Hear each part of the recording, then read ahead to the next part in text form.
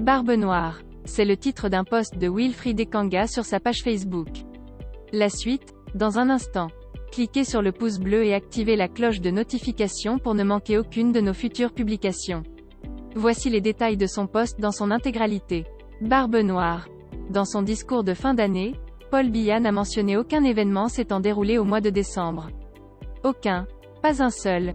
Ni le nouveau décret de conciliation censé résoudre la crise au Nozo, ni la lumière sur la Socamine, qui nous aurait permis de savoir si le Cameroun va désormais exploiter ses propres ressources naturelles, vu que ces chats miaulent partout que les accords coloniaux ont expiré, ni la nouvelle réforme de l'âge des retraites, contre laquelle son propre mandat constitue un anachronisme humiliant, ni le terrible accident de Ndikinimeli survenu il y a 5 jours à peine.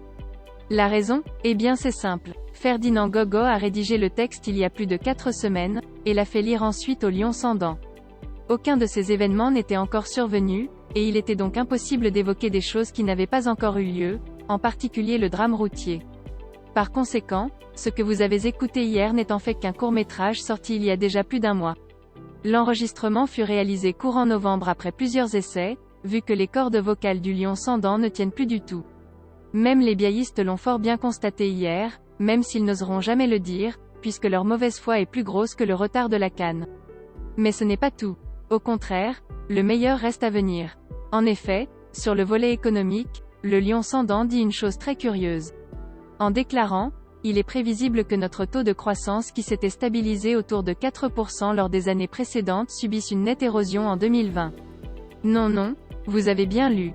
Il parle bel et bien des prévisions futures pour 2020, à se demander s'il est au courant qu'on est le 31 décembre et que l'année est déjà à son terminus. En gros, soit il n'a même pas relu le papier de Gogo avant de se lancer bêtement, soit il n'a lui-même rien compris de ce qu'il disait. Quoi qu'il en soit, le Cameroun est devenu le premier pays au monde où on peut prévoir le taux de croissance d'une année qui vient de se terminer. Je profite pour vous annoncer solennellement qu'en 2020, je réaliserai tous mes projets. J'en fais le serment. Voilà les illuminés obscurs à qui vous dites avoir confié le pays. Des fauves déconnectés du réel, qui ont un Cameroun parallèle dans leur tête et dont le cerveau fonctionne à l'huile séchée. Hier à 20h, Paul Biya lui-même ne se souvenait plus qu'il avait écrit un discours et qu'il était en train de passer à la télé. Entre novembre et décembre, une autre dent a même dû encore tomber. Heureusement qu'à 60 ans, il partira à la retraite et ira se reposer, comme tout le monde. Quitte les choses avant que les dents ne te quittent, veuillez prendre 3 secondes pour liker la vidéo et la partager. N'oubliez pas de vous abonner à la chaîne YouTube Camer TV Info. À bientôt pour de nouvelles publications. Hashtag End. Anglophone génocide.